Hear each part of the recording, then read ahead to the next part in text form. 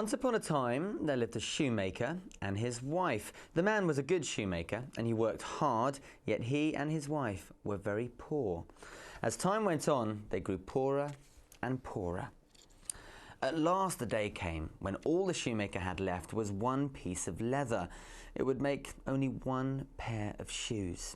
That evening, before he went to bed, the shoemaker cut out a pair of shoes from the leather. Then he left them on his workbench, all ready for him to sew the next morning. As they were going upstairs to bed that night, the shoemaker spoke sadly to his wife. "I've used my last piece of leather," he said. "I've cut out one pair of shoes. Tomorrow I will sew them. When they are sold, I don't know what will become of us." Well, the next morning, the shoemaker got up early and went into his workshop, ready to make the shoes.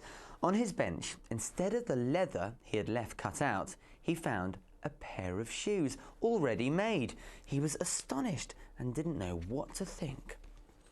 The shoemaker took the shoes in his hands and looked carefully at them. They were neatly made, with not one bad stitch in them. He showed the shoes to his wife, who said, "I've never seen a pair of shoes so well made. They're perfect." The shoemaker and his wife couldn't think who had sewn the shoes. The same morning, a lady came into the shop to buy a pair of shoes. The shoemaker showed her the pair he had found on his bench. She said, "Oh, I've never seen such well-made shoes." The lady tried on the shoes and they fitted her perfectly.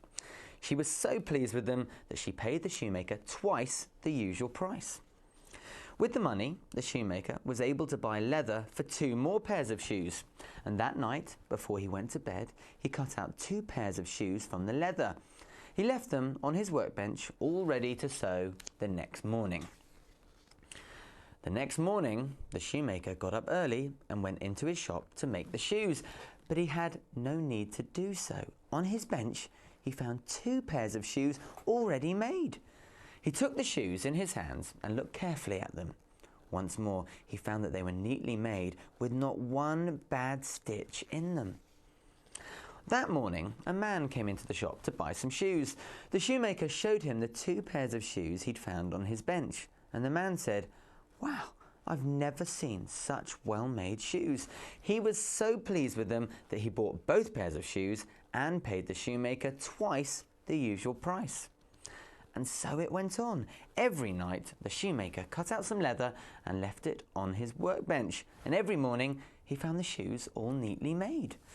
Many rich customers came to his shop to buy these perfect shoes. So in time, the shoemaker and his wife became rich.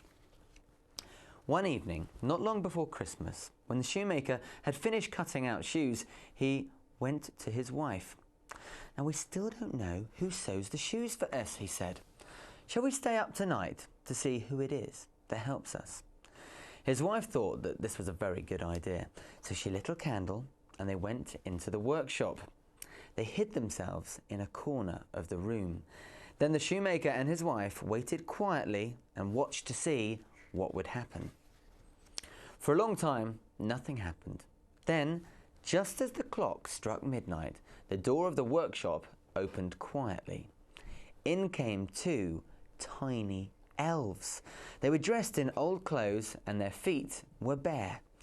They didn't see the shoemaker and his wife, who were hiding in the corner watching them. The elves jumped onto the workbench and took up the shoes that were cut out. They began to stitch and sew and hammer. They worked so neatly and so quickly that the shoemaker could hardly believe his eyes. The elves didn't stop for a moment until all the cut-out shoes were finished. Then they ran quickly away. The next morning at breakfast, the shoemaker asked his wife, "How can we thank these little elves who have made us so rich and so happy?" "I know what we can do," said his wife. "We can make them new clothes and shoes. Their own clothes are ragged and their feet are bare." Well, during the evenings that followed, the shoemaker and his wife began to make new clothes for the elves. The shoemaker chose the softest leather he could find. He cut out 2 of the tiniest pairs of shoes ever seen. Then he stitched the shoes as carefully as he could. The shoemaker's wife cut out 2 white shirts, 2 small green jackets and 2 pairs of trousers to match. She sewed them with tiny stitches. She made 2 little caps, each with a feather in it. She also knitted 2 pairs of tiny white stockings. Well, by Christmas Eve, the tiny shoes and clothes were finished. The shoemaker cleared the leather and the tools from his workbench. He and his wife laid their presents on the bench instead of the usual work. Then they hid themselves as they had done before and waited to see what the elves would do. Just as the clock struck midnight, the door opened quietly as before. The 2 elves came running in. They still wore old clothes and their feet were blue with cold.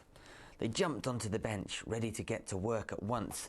But there was no leather on the bench, only the tiny clothes. The elves were astonished at first, and then they were delighted. In no time at all, they were out of their old clothes.